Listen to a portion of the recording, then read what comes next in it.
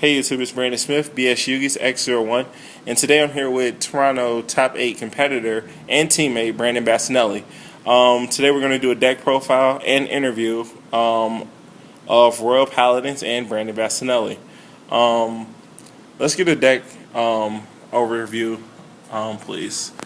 Alright, so just go ahead and slide your cards into focus. That's perfect. Alright, explain this card and what its mechanic is and how it interacts in your deck.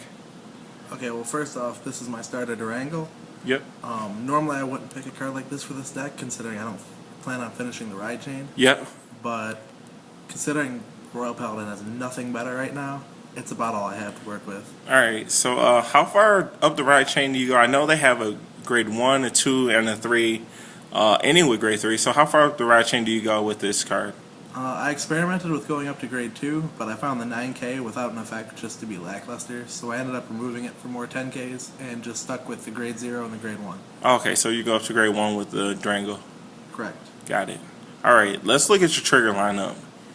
Okay. This is kind of important. So the trigger lineup is 4 Lou, Okay. 4 Alabaster Owl, Okay. 4 Bringer of Good Luck Epona, and 4 lanes. Alright, so we have, remember this guy, Barkle, Flogel, can go get Blaster Blade. Are you doing any of that in this deck? No, he's just a critical trigger. Alright. Alright, so Lou used to be really good for combo, used with Barkle. Everybody used to love to play that guy in the Royal Paladin. But now you're just demoted to being extra damage, which is fine. Also, opponent, you've always been the same thing that you've always been, just extra damage. What about this guy? Where did this guy come from? What is this? BTO 3 set 3? This is the new set, right? Correct. So Royal Paladin's actually got a really powerful card that's being played in the new, in the meta. Well, it only gained a few cards from the new set, but I would say a 12th critical trigger is a big deal. Alright. So, wow, that's pretty good. And obviously we play our 4 heals, which is the standard for most decks. Alright, let's clean this up and go into our grade 1s, please.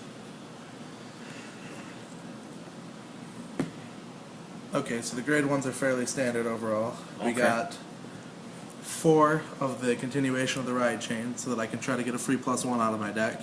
Alright. I would like to remove this in the future, but since I don't got much else to work with, I'm kind of forced to use it. Alright. We got 4 of the 8K Little Sage Marin. It's a generic 8K. There's really not much else I can say about it. They get you there. Alright. 2 Pongal. This is a way to make sure that I don't misgrade as much as possible, because misgrading is the easiest way to lose in this game. This gives me essentially 10 grade 3s in my deck, even though I'm only running 8. Okay. And then of course, the Perfect Shields. I don't see a reason in a deck to not run 4 like this, because I have so many grade 3s, there's a possibility I could get flooded. It's a good way to drop them off. Alrighty, that's cool. Alright, let's go on to grade 2s.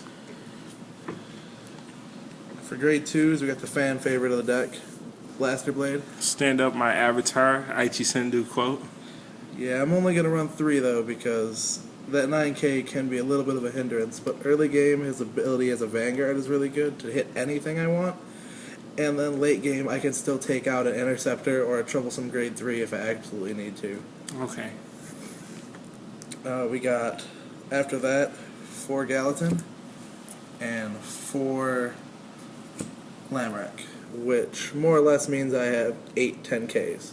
Wow, those are some sweet Gallatins. Alright, let's go on to your grade 3s. Let's see how you close games. The primary ride of this deck would be King of Knights Alfred. He is one of the most powerful grade 3s in my opinion. He does not need a booster. He fetches cards from your deck when you need them, and he's just an all-around good card. You can do a lot of things when you ride him instead of somebody else. Okay.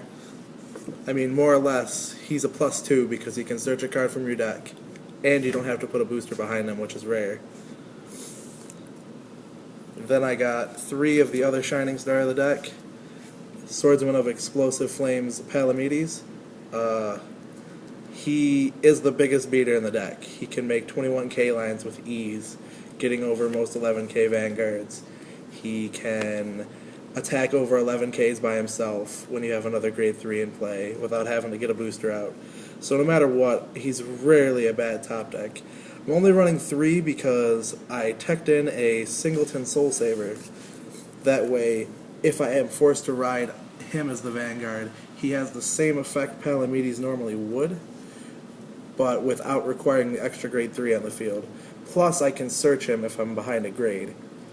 So all in all, it makes it so that it's a little more consistent, even though I would rather not have to run the Soul Saver, but I don't want to miss grade in a best-of-1 format. Alright. Well, that's it, YouTube. That's Brandon Bastianelli, teammate Brandon Smith reporting. Top 8 finish, 6 after Swiss. Royal Paladins, there you have it. Alright, BS Yugi's out.